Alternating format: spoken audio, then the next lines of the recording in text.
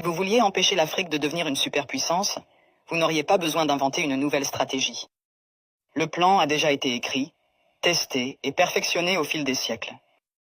Vous commenceriez par vous assurer que l'Afrique ne s'unisse jamais. Le moyen le plus simple de le faire est de maintenir les gens divisés selon des lignes ethniques, tribales et religieuses.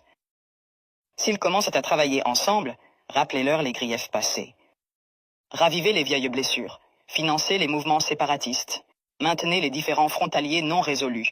Assurez-vous qu'à chaque fois qu'ils font un pas en avant, ils en font deux en arrière parce qu'ils sont trop occupés à se battre entre eux. Vous installeriez des dirigeants qui servent des intérêts étrangers, pas leur peuple. Trouvez les plus corrompus, les plus facilement manipulables, ceux qui désirent la richesse et le statut plus que le progrès. Offrez-leur le pouvoir en échange de leur loyauté. Si un leader émerge qui se soucie réellement de l'Afrique, débarrassez-vous de lui. Assassinez-les si nécessaire.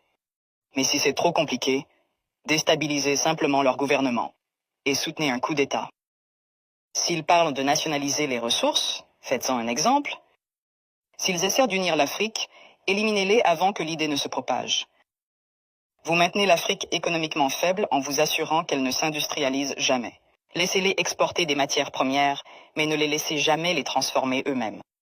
Contrôlez les mines, les champs pétrolifères, les minéraux rares. Gardez-les à vendre à bas prix et à acheter cher. Si un pays essaie de se libérer et de construire ses propres industries, sabotez-le. Imposez des sanctions, déstabilisez sa monnaie. Financez l'opposition locale, faites s'effondrer son économie. Si cela ne fonctionne pas, orchestrez une guerre civile.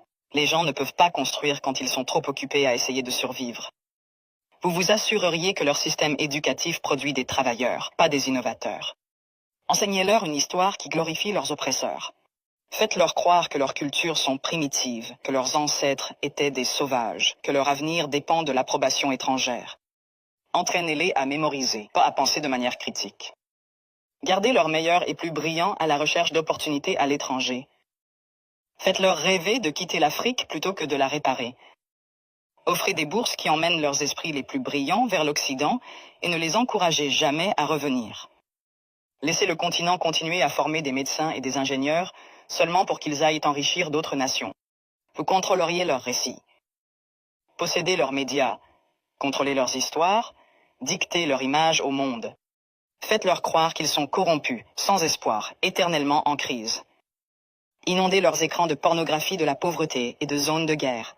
Montrez-leur des publicités caritatives qui leur font croire qu'ils sont impuissants, sans l'aide étrangère. Minimisez leur réussite. Transformez leur victoire en incidents isolés. Si un pays africain développe une innovation révolutionnaire, attribuez le mérite à un investisseur étranger.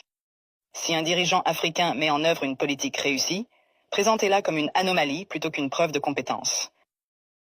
Vous vous assureriez qu'ils restent dépendants, les noyer dans la dette.